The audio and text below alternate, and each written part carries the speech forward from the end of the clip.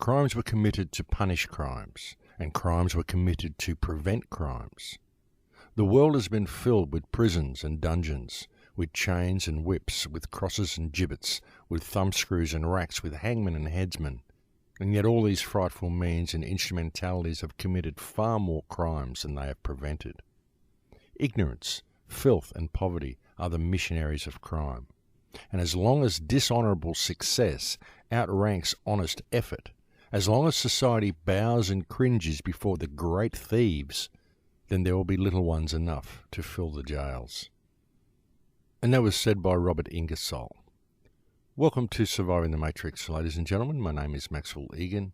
It's a pleasure to be with you once again, and I'll be your host for the next hour. So crime, folks, crime and criminals. There can be little doubt that the system of slavery we know as a modern society is certainly rife with crime and with criminals. But where does it all come from? Why is there so much crime in the world today? What is the basis of this crime? Is it just humankind spiraling ever downward on the evolutionary path and more stupid and violent people being born? Is it simply a product of society, a product of overpopulation? Or is there something more? Is there something about our society which is designed specifically and purposely to create crime? Because really, folks, there's so much of it you have to wonder. You have to wonder why there are so many people committing so many crimes and why the jails are so full, and most especially in Western countries. What is the reason, folks? Where does all this crime come from? And what are most of the crimes that people are in jail for? And well, folks, 90% of the people that are in jail for non-violent crimes, crimes in which there was no real injured party in their actions, and most crime is in fact created deliberately by government. And they do this by simply making up laws for every little possible thing they can think of, so that it becomes possible for everybody to commit a crime at any moment of day or night without even realizing that they're doing so. And this is, of course, done to make us all uniform in the eyes of the law, a concept called total criminalization, which is something that I spoke about on a show. I think it might have been last year or possibly the year before. If you check the Crow House archives, you will find a radio broadcast that I did called Total Criminalization. And this is what it's all about, folks. They wish to turn everybody into a criminal because this makes us all uniform in the eyes of the law. And crimes are the result and product of government because it is government that creates these so-called laws that people break all the time. I mean, the government will make it illegal to park in a certain spot on the road. They will make it illegal to put a flyer on someone's car. They'll make it illegal to camp down the beach overnight and do anything that you might want to do, which would be a normal human activity, not hurting anybody. But you can't do it because you're stepping outside of some imaginary rule that a government official has written on a piece of paper and said, look, because we made this up, now you can't do that. And what this is, folks, essentially is a system of slavery. And it is this system of slavery and the imposition of the economic model over the minds of the people within our societies, which is the sole cause of most of the crime on the planet today. The only crimes that would not fit into this category would be crimes of passion. And so you see, folks, that's why there are so many people committing so many crimes, and that's why the jails are so full, is because most of the crimes people are committing are not in fact crimes. They are simply breaches of statute regulations that have been put in place by government. And in fact, if the government is going to allow a system which puts these sorts of rules in place and a system which keeps people in a state of scarcity so that they have to steal to survive, then who is the criminal? Is it a crime to steal food to feed your family, or is it a crime to impose a system over the people which forces them into a position where they have to steal food to feed their family? Which one is the real criminal, folks? If you look at the country that I live in, Australia, back in the founding days of this country, there were so-called criminals who were sent here on prison ships for the crime of stealing a loaf of bread.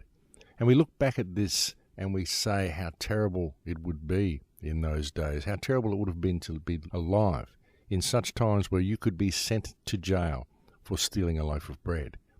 And yet what we see in the world today is homeless people who are completely discarded by society, who are forced into positions where they must steal food, and we see them being incarcerated for doing so, for the crime of being poor and the crime of having to steal to put food on the table, when really the real crime is the imposition of the economic model over that individual, which has caused that person and forced that person into a position where they must pay to be alive.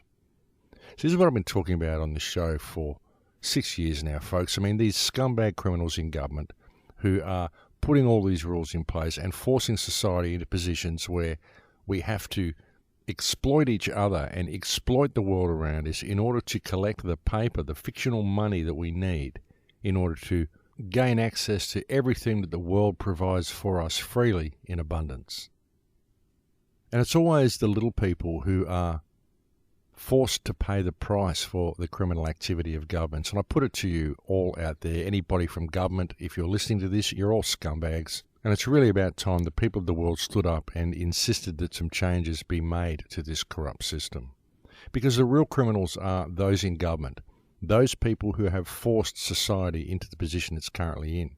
And the other criminals are those people in police uniform who support the criminal activities of government and who are so lacking in intellect that they simply go along with every rule that's handed to them on a piece of paper because it has a fancy letterhead on it and they believe it must be law and they have no choice but to comply.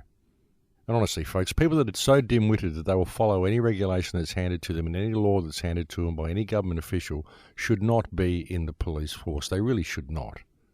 We need people in the police force who are actually capable of critical thinking, not mindless drones who are willing to put their fellow citizens into jail for crossing an imaginary line that was put there in the first place by a criminal who was actually elected to a position of trust, who is now simply abusing the power that's been granted to them. Because really, folks, I mean, the act of a police officer doing this is, in fact, a criminal activity. It's a criminal action. The officer himself is actually committing a crime by following corrupt legislation that's given to him by government, because really the only law that exists that is real law is common law. Statute law isn't real law. These are just rules written on pieces of paper by politicians that do so in order to subvert actual law and replace it with the will of politicians. I've said that to you quite literally dozens of times on these shows as well. And so that's really who is breaking the law, folks, because in the commission of a crime, then there must be an injured party for a crime to have been committed. And in the breach of a statute, the only injured party is the person who's prosecuted. So who broke the law? The government broke the law, the police broke the law, and they do it every single day, and they get away with it because we live in divided communities. And they've constructed a system now where they will come and inflict themselves upon you and enforce a system of slavery upon you, and if you even question a police officer, they'll tell you that you've broken the law. When the police officer was actually committing a crime, he was doing harm against you by attempting to enforce a system of slavery over you, and by resisting this system of slavery, these people dare to say that you broke the law.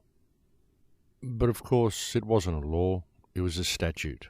And statutes themselves are designed to break law and ensnare the population into a system of slavery. That is their only purpose. So you see the conundrum here, folks, and you see the difficulty we have in ever dealing with this situation. And that's why, as I've so often said, it comes back to uniting the community. It comes back to the people actually standing up for themselves en masse and saying, we've had enough of this, we're sick of this system of slavery. Because that's what it is. It's a system of slavery. And not only is it a system of slavery, folks, but it's a system of commercial slavery, which makes it even more insidious, because not only are they enslaving the people, they're forcing the people to exploit each other And they're reducing the human race to commodities who are forced to suffer the criminal actions of their masters. Because the criminal actions, the real criminality on this planet, folks, is carried out by governments all over the world. That's the real crime lords in this case. I mean, you could even look at the bankers and the so-called ruling elite, and you can say these guys are criminals, but are they really? Because they're acting within the parameters of so-called law. And so really we must look at who put these laws in place.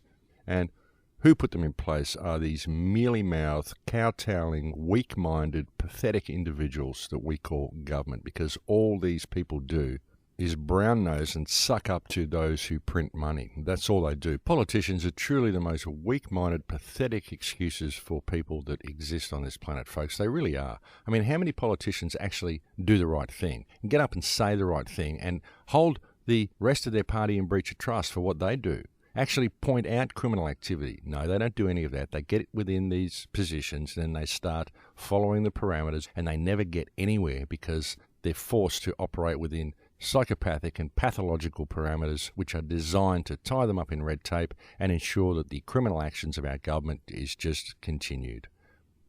I mean, sure, you'll get politicians that will actually stand up and point the finger and say the right thing in some cases, but then they just sit down. They just leave it at that, and they sit down and they don't do anything about it because they're forced to operate within the parameters of the party, and they're bound by the traditions and the guidelines of their party. So they never get anywhere, folks. That's why it's no point in joining politics if you want to change the world, because you're not going to do it through politics. In fact, politics needs to be removed from government. We don't need politicians to run government. We need responsible people. Big difference, folks. Politics is theatre. Politics is greasing palms and coming up with the best one-liner about somebody else. Politics is a joke. It's an insult to the intelligence of normal people. It really is. And who are the real criminals on this planet, folks? Well, it's the politicians. Because look at the real crimes that are being committed on this planet. And bear in mind, folks, that in a real crime, in the commission of a real crime, there is an injured party. So is there an injured party by the actions of government? Folks, government have allowed legislation which allows companies like Monsanto to destroy the food stocks on this planet and patent seeds. What sort of an insane lunatic is going to put legislation in place which makes it possible for a company to own the rights to seeds? I mean, is this even sane? How can they put that in place and say that's law? It's not law, folks. It's legislation. So I would recommend disregarding that type of legislation. I'm not suggesting anybody break the law. What I'm suggesting is that the governments stop breaking the law by putting in place legislation which causes harm, because causing harm is breaking the law. So it just comes down to your perspective, folks. I'm sick of governments breaking the law, and it's about time that people did something about it. Seed patenting is not a valid law, so it needs to be disregarded by everybody. These are the real crimes that are being committed against the people, and some of the biggest crimes that are being committed against the people are being committed by companies like Monsanto that are given free rein to do so by the criminal actions of government. What's another crime that's being committed against the people? I would suggest the banning of cannabis is another crime that's been committed against the people, because this is a plant that can cure you of a myriad of diseases, and yet the government decides that they will ban it and they will enslave you to a pharmaceutical industry that causes harm. This is a criminal act that's been carried out by government. Any government that seeks to ban cannabis is a criminal government, and any politician that supports the prohibition of cannabis is a criminal and should be removed from office by default. That's a criminal action, folks. What else is a criminal action? It would be criminal to arrest someone and incarcerate them for the breach of a statute. This is what police do. Police are criminals, and they are a criminal gang, and they are carrying out crimes against humanity every single day. And what's another crime? Perhaps enslaving people to a system of fictional debt whereby they are forced to pay to be alive. This is another criminal act that has been carried out against the people of the world by governments, by elected public trustees who are all standing in breach of trust. And what is another crime? Could it be that war is a crime, folks? Could it be dropping depleted uranium on other nations is a crime? Could it be enslaving other nations to fictional debt is a crime? Could it be putting military bases all around the world so that you can impose your will upon the rest of the world? Could this be seen as a crime, folks? And what about destroying the global water table through coal seam gas mining? What about destroying the oceans by putting oil wells and oil slicks everywhere? What about enslaving the world to an oil-based economy?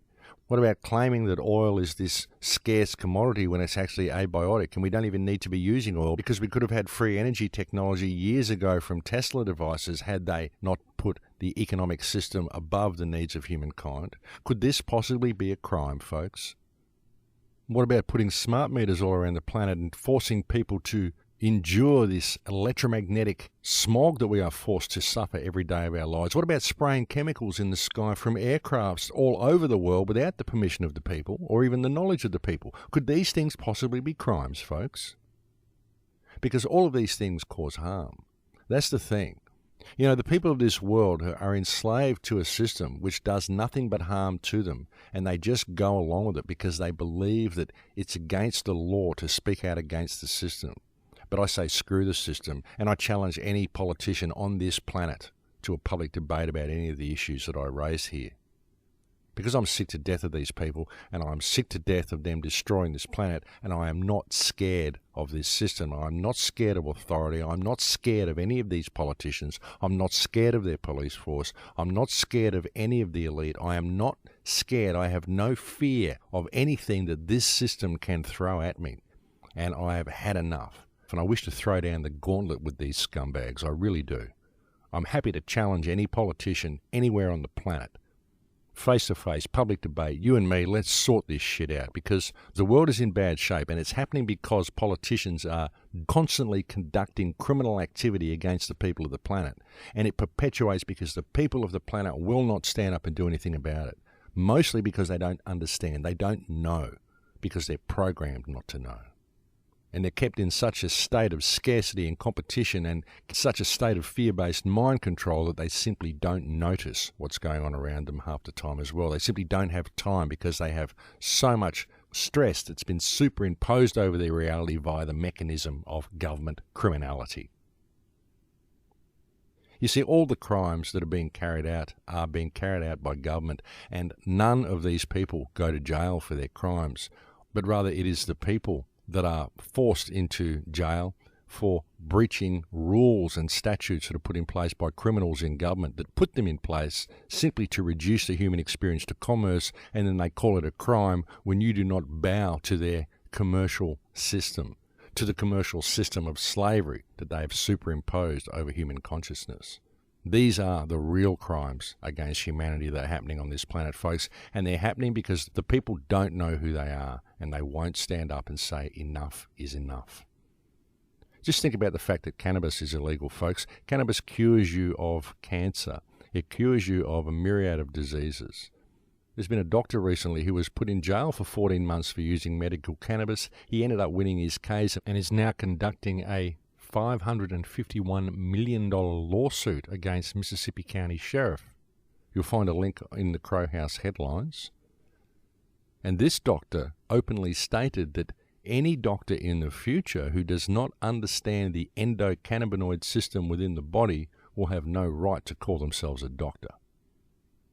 And the fact that this plant has been made illegal and that humankind has been enslaved to an alternative scientific medical system which has inflicted disease upon the people, this itself is a crime against humanity. But as I said, folks, none of the people who commit these crimes are ever put in jail. The jails are full of little people. And the reason the jails are so full and the reason there is so much crime in the world today is because, as I said, most of the people that inhabit the jails are not in fact criminals, and they have committed no actual crimes. What they have done is they have breached statutes which have been put in place by criminals in government, and it is the placement of these statute regulations over the human experience which is the real crime in this case. So in a nutshell, folks, that's the situation that we're facing.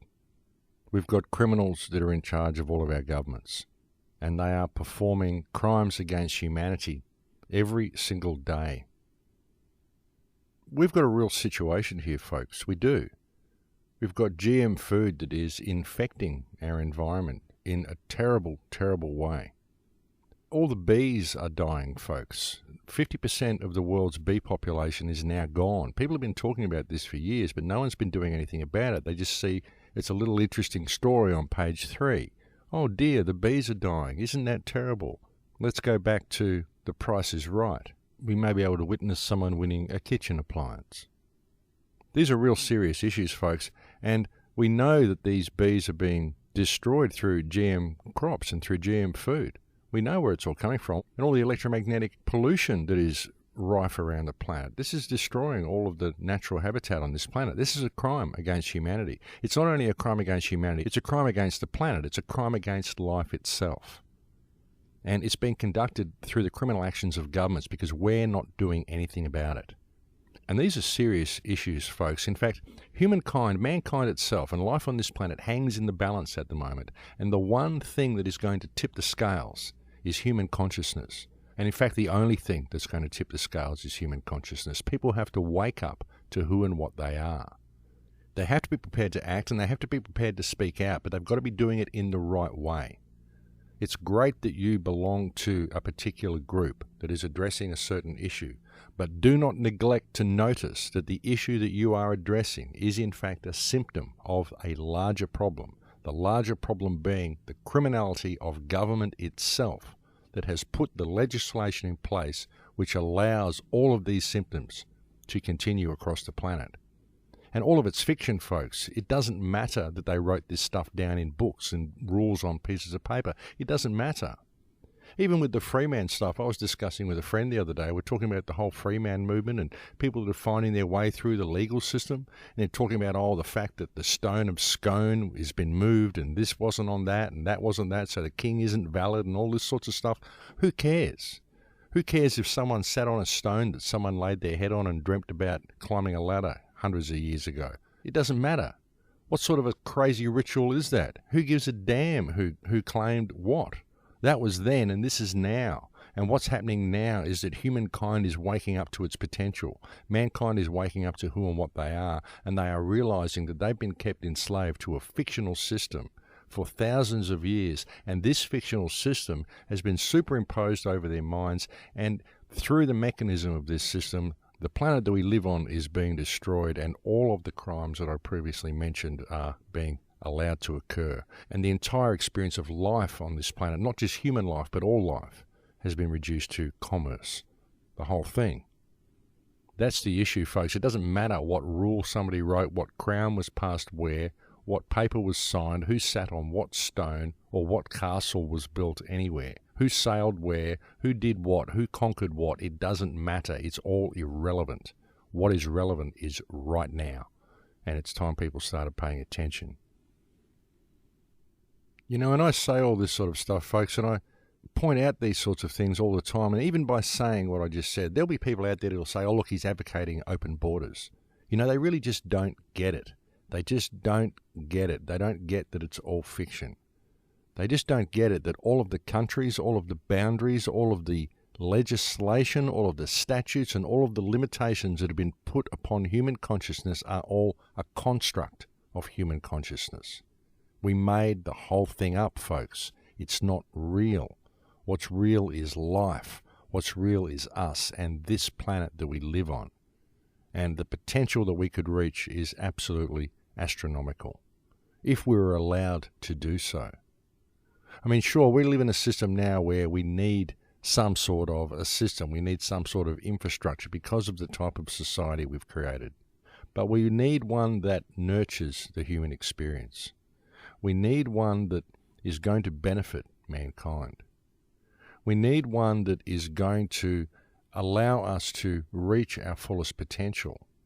We don't need one that is a system of control that reduces every aspect of our existence to commerce, one that sees fit to rape and destroy the environment around us, one that sees fit to destroy and permutate and manipulate every aspect of life on this planet. We don't need one that is as psychopathic as the one that we currently have in place. And that's why I speak out about all of this stuff so often, folks.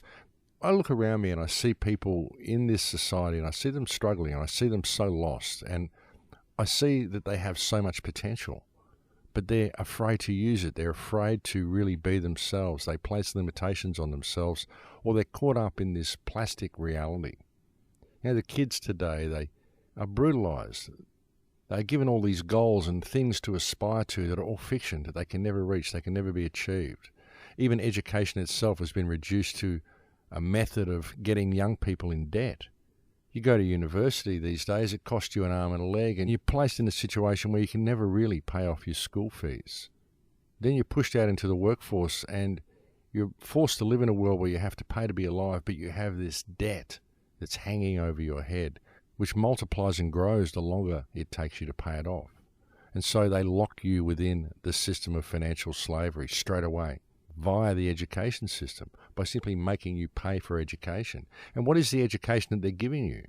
It's not proper education, it's left brain education. It's teaching you how to go out and exploit the rest of the world, to go out there and turn people around you into slaves to your system so that you can milk them of their wealth so that you can have wealth. It teaches you to be a sociopath. That's what our education system is all about. It doesn't teach people to be whole. It doesn't teach people to be real. It doesn't teach people to be anything that is actually beneficial to the world. It teaches people to be slaves to the system and to do things that are beneficial for the system. And as I said, folks, it's about time people woke up. And I suppose the beauty is that people actually are waking up, really, aren't they, folks? I mean, that's what this radio show is about. That's what all of the other radio shows are about as well. But like I said, I think it's very important that people realise that there's no point addressing symptoms. We've got to look at what the real problem is.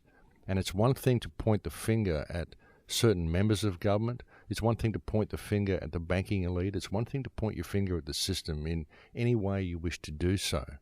But you've got to be looking at the solution to the problem as well. And if you're not doing that, if you're simply pointing your finger at government and screaming bad guy, then you might possibly be part of the problem, because we've got to look at rational solutions. And the rational solution, of course, is the power of the people to introduce transparency in our systems of government and to rein in the ship of state and to steer it back onto the right track, which will lead us back to empowerment and respect for the human experience and indeed for all life on the planet.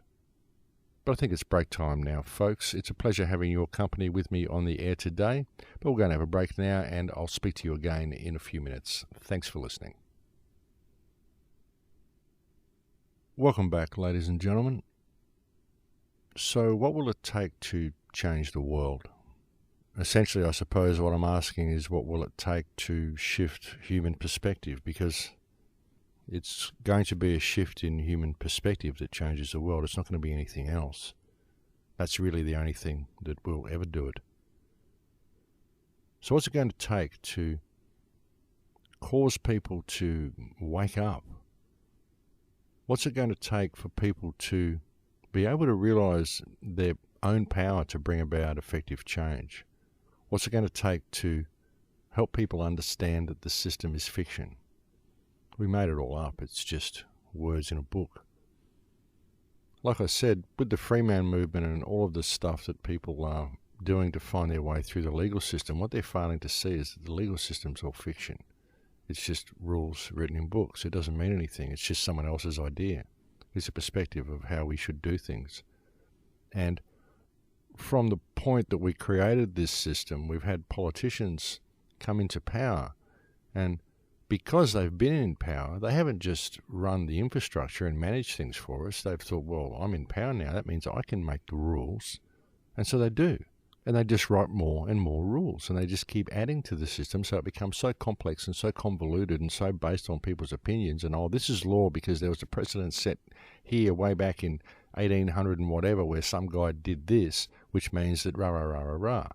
I mean, it's ridiculous. It's all fiction. Who cares what they did back then? What the law is do no harm. If there's harm being done through the actions of any legislation, then that legislation should be against the law, because obviously it is breaking the law because it's causing harm. So that legislation needs to be discarded, and the politician who presumed to be able to enact that legislation needs to be reprimanded and removed from his position of power, lest he abuse that power again. That's really what it comes down to, folks. I mean, we don't need any of it. All we need is a system whereby we are taught to respect life. And if life was not reduced to a system of commerce, then I believe that respect would come by default. You see, that's the thing, folks, and all it takes to achieve that type of system is for human consciousness to simply change their perspective of how life should be lived, change their perspective of what reality is. So, what's it going to take to change that perspective? I mean, I've come on the show here and I've been speaking about this sort of stuff for 6 years. And a lot of people are beginning to get it. They are beginning to see it. And I suppose it is a huge shift for people to make. To me, it just seems to be blatantly obvious. But the reports that I've had from people that have suddenly come to realize what I've said have said to me that it was a gradual process. But now that they see it, it's like a light bulb suddenly went off in their head. And they just went, oh my God, it would be so easy to change the world were I to simply stand up and assert the power of who I am. And it's really great to see some people actually having that revelation. And even people that have been long-time listeners of my show, I've received emails from them, they've just gone, oh my God, I've been listening to you for 5 or 6 years and now I've just finally got it. I think that's why I repeat myself on the show so much as well, folks, because the more I attempt to explain this situation to people, perhaps the more concisely I'm able to explain it. And I try to aim the shows that I do not only at the long-time listeners of the program, but also at the new listeners who might be hearing a show for the first time. Like perhaps someone comes and this is the first show they've ever heard. Well, I want to be able to explain to them in a nutshell what the problem that we're facing is and what the solution to the problem is, include enough content for them to be able to get it in a nutshell, but also maybe something for the long-time listeners so they gain a little bit of further insight into what I'm saying. It's a difficult line to walk, but that's what I attempt to do with these radio shows. I attempt to aim it towards both groups of people, because it's no good me just doing esoteric radio shows that are a continuation of the spy novel for people. I'm not really interested in the whole spy novel perspective of what's going on. To me, it's not like an adventure story. To me, it's a very serious situation that we need to address. And I do the shows in the hope that we will address the situation and in the hope that I can encourage other people to look at reality from a different perspective. And I would much prefer not to have to do these radio shows. I would much prefer simply to see the world change. That's what I want to do with my life here. I want to help make a difference. I want to free humankind from the shackles that they live in. I believe it can be done through non-violent means. I really do. And that's why I promote non-violence. But of course, I mean, if violence is inflicted upon you, you should defend yourself, absolutely. I'm not promoting pacifism, but I am promoting a non-violent approach to this situation because I don't think we need violence. I think we need a shift in perspective. That's all we need to do. And once the human race realizes who and what they are, everything's going to change by default. And the hardest part for people is shifting this perspective. Really, it comes down to respect. I really urge people to listen to the show that I did last week, which I believe was entitled Hijacking Humanity. You'll find that in the Crow House Radio archives. You'll find it on YouTube, in which I explained my perspective of reality, how reality works. I've explained it many times on the air, and I don't really want to go through it again. But if you are a new listener and you want to know how and why I feel the way I do about my life and about my relation to government, about my relation to all life around me and my relationship to the planet in general, then I really do urge you to listen to that show, especially the last half of that radio broadcast. Because that's how I view things, folks. And I found that it helps if people are able to look at reality for what it really is. And to me, it's been a huge pillar of strength in my life. It's been a huge help and support to me to understand how reality works and to fully comprehend what I am and what the people around me are and what this reality is. It really helps in the way I interact with it. And that's why I have no fear of the system. I have no fear of the people around me. I have no fear of death. I have no fear of anything that may come after. I mean, sure, I would be disappointed to leave the human experience and to be separated from the ones that I love and the people that I love. And I would be disappointed to have to leave the human drama while it's still in such an unresolved state, because I would so love to see it resolved. I'd love to see human consciousness start moving back in the direction towards themselves. I mean, I can see so clearly in my mind the type of world we could have. It's very difficult to explain to you in words, but I can see it in my mind, and I truly believe that that's what this moment in history is. It's the moment when we're being given the choice to create that world. We're being given all of the information exposing the system for what it is. We're being given all of the information to alert us to the full potential of what we could actually achieve. And we're being given the choice as to which direction we wish to take human consciousness in. I think it's an incredibly important time to be alive, folks. And it's important that we realize we are being offered a choice here. And it's something to really consider. Because the choice that we make right now is going to affect not only mankind, but all life on this planet for a very, very long time to come. And that's another reason I do the shows, folks. I do them because it's important. It's important for people to have this information because it's important for people to get involved in their lives. It's important for them to get involved in reality. I mean, we're here, folks. We need to do something with this time. It's not about going to work and going shopping and collecting stuff and coming home and watching television and then going to the game on the weekend. It's just not about that. There's a lot more to life than what people are being led to believe. The problem is that people are kept blinded to reality by the artificial reality that's been superimposed over them, superimposed around them. People are so caught up in whatever rung they're on the social status and how much stuff they've got to impress the neighbours and who won the fight on Saturday, who won the ball game on Sunday, that they just don't pay attention. Because when you remove the art from people's lives, when you remove them from themselves, then they seek solace and they seek companionship and they seek something that they can identify with in things that are external to themselves. And when there is nothing natural that is left external to themselves, not within a city environment, then all they have to cling on to is a certain subculture. Even people who are rebelling against society, they say, okay, so you're a rebel. Well, here, have a subculture. You can be a goth or a punk or this or that. And we'll create an entire subculture for you that you can go and immerse yourself in. And by doing so, you can feel like you're a rebel.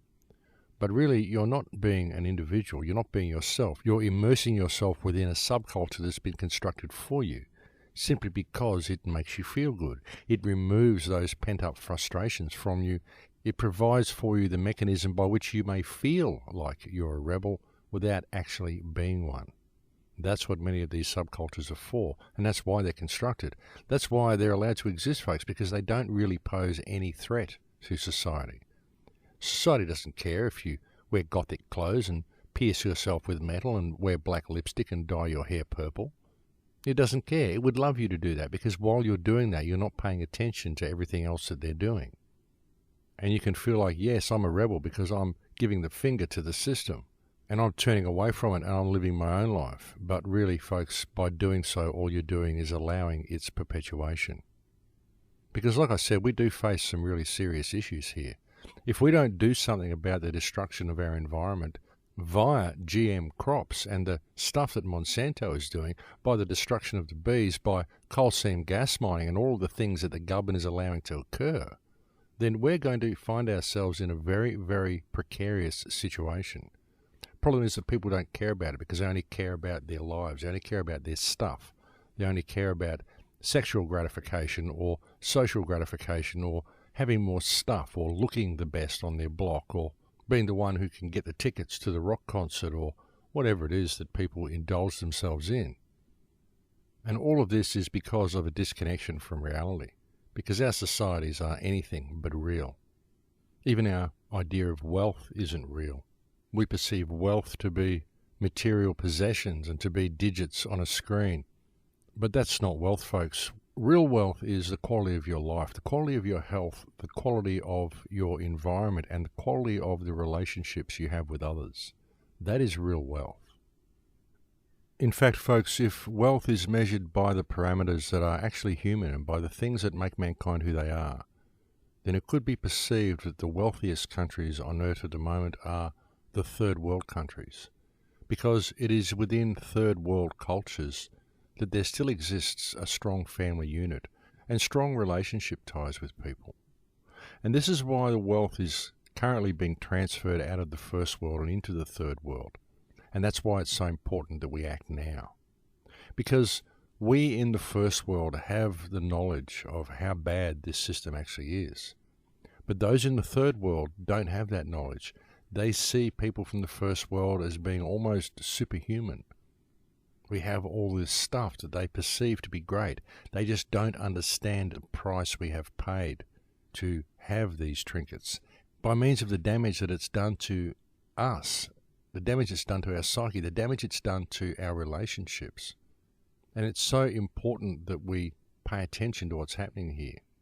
I've said on other shows that what's going to happen is they're going to transfer the wealth from the first world into the third world, and they're going to reduce the first world to the state of the fourth world. And that's what they're doing now. That's why people are struggling so much.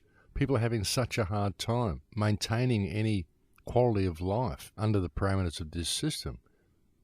But they've got people in the first world so dependent upon the system and so locked into the belief that the system is real and that money is real that they can now reduce the first world to the fourth world, and these people will work in the mines and do everything that they need to do in order to collect the paper that they believe they need, the money they believe they need in order to pay to be alive. And while they're doing this, they'll transfer the wealth to the third world, and by doing so, they will disconnect the third world from their family connection. They'll disconnect them from the earth, and by the time they've disconnected the third world, then it will be too late to stop where we're going. That's why it has to be done now, because the third world is still there. The connection to source is still there. The connection to family, the connection to nature, it's still there in many places around the planet. And we in the first world are now armed with the knowledge of the price that technology exacts from the human experience, the price it exacts from human consciousness, the price we have truly paid for the destruction that we have wrought to our environment and to ourselves. And this is the direction we're going, folks. This is what's happening to the planet at the moment. So who can stop it?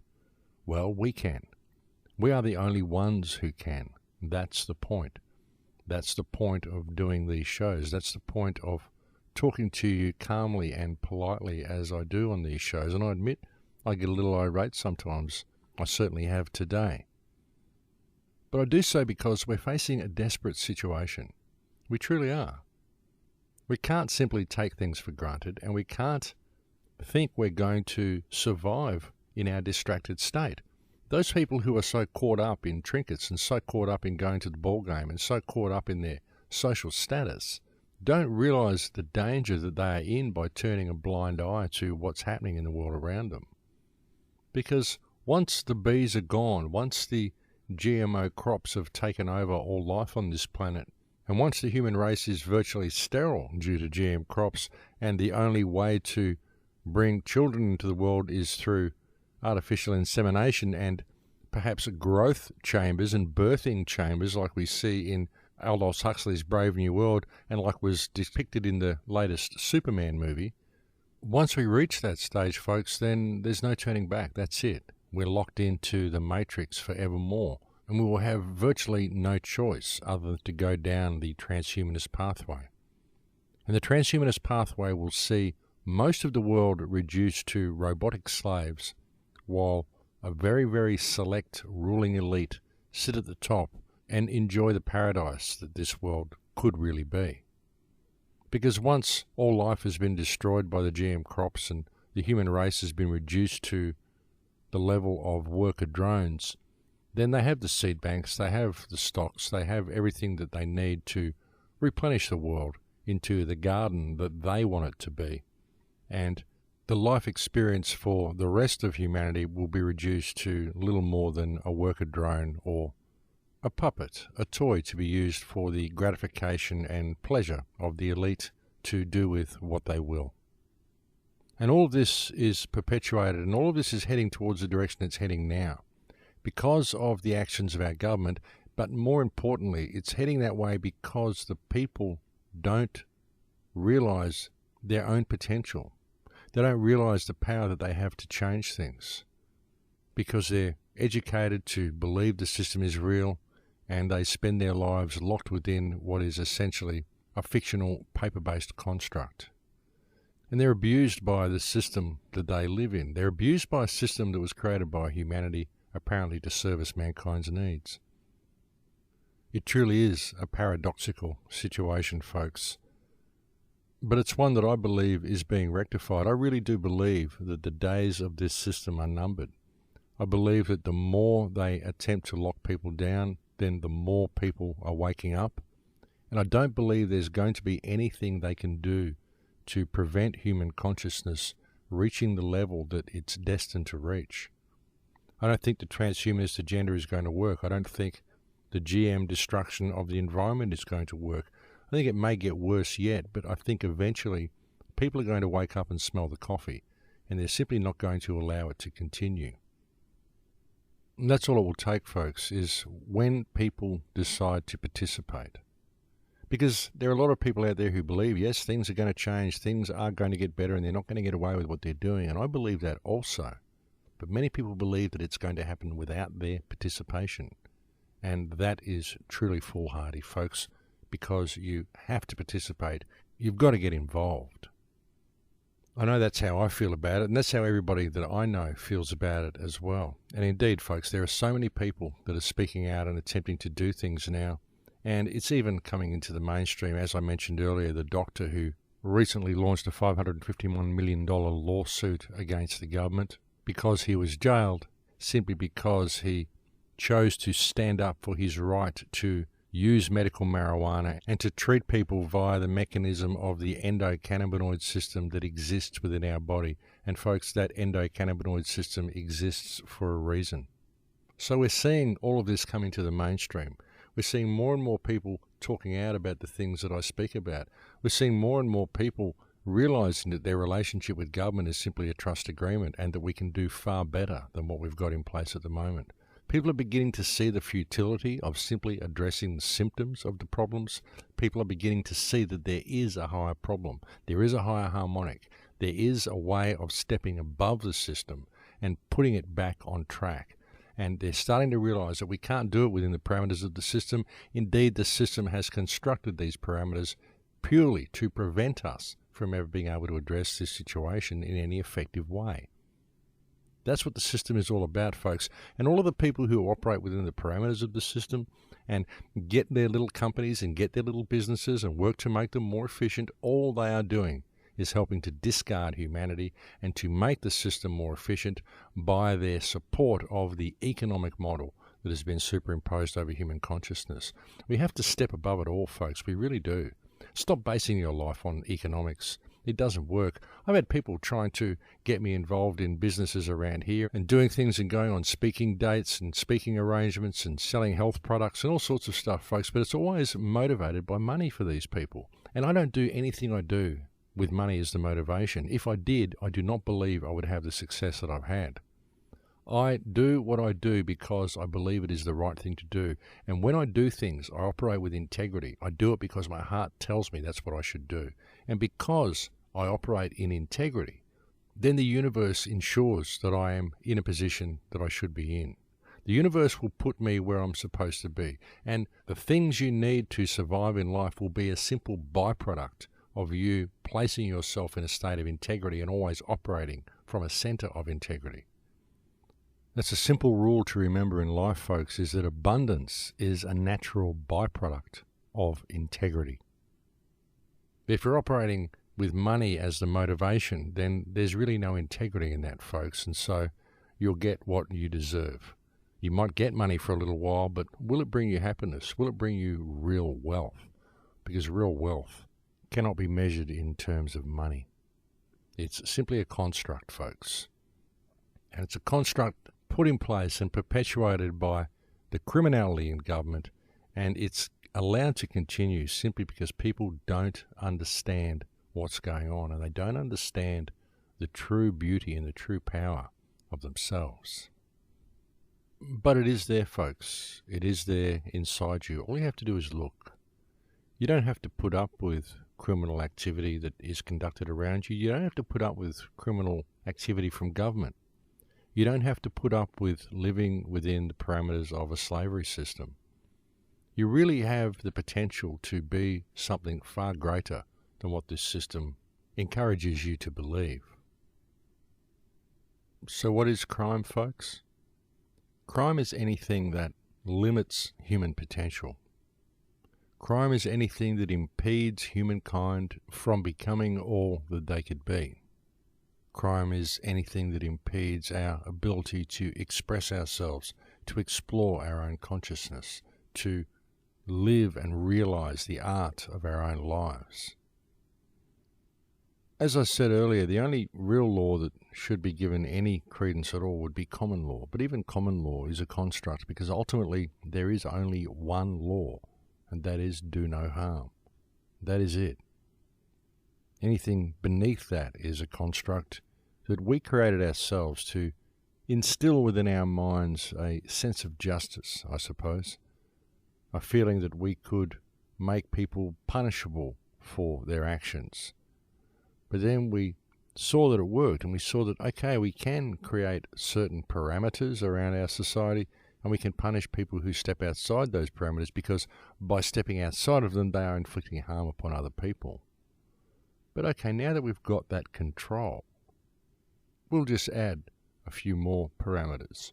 And before we know it, we've got a fictional, paper-based construct, quite literally a matrix, which places imaginary lines and imaginary parameters around every single thing that we do, to the extent that it becomes a crime to even express yourself in truly human ways.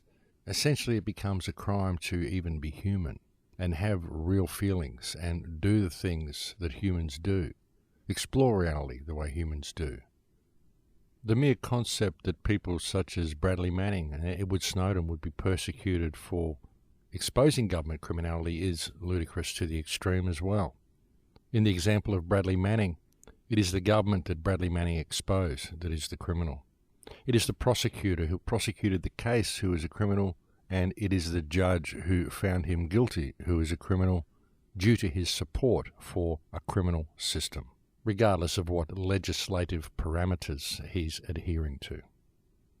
Soon we'll probably live in a world where a kid can't get hold of a piece of cardboard and slide down a grass hill. He might have to do it in a designated grass slide area where there are specified safety officers on hand. In fact, I wouldn't be surprised if we've already reached that stage. And it's important to understand that such parameters are not put in place for your protection. They're not put in place to ensure humankind is able to express themselves to the fullest of their potential. They're put there to disempower the people, to instill a sense of inadequacy and incompetence within the minds of people, to suggest to people that they are far more frail than they actually are, and to ensure within their minds that they need the nanny state to look after them. But really, folks, it's all fiction. It's all a construct. It's not what we need at all. What we need is to rediscover ourselves, because once we do that, then the whole system will change virtually overnight. Well, I think we've reached the end of this show here, folks. It's been a pleasure talking to you again today. Thank you to anybody who has ever sent me a kind email or a kind message. I'm sorry I don't get to respond to them all. Thank you to anybody who has ever helped with the website. Your donations truly are the only thing that keeps it going. Thank you for continuing to listen to the show and for showing me the support and the kindness that you have done for so many years now. It really is gratifying and heartwarming to read the many emails that you send me. But that is it now, folks. We are now completely out of time, so I'm going to have to leave it there. Thank you for joining me on the show today. I'll look forward to speaking to you again next week. Please take very good care until then. In Lakesh.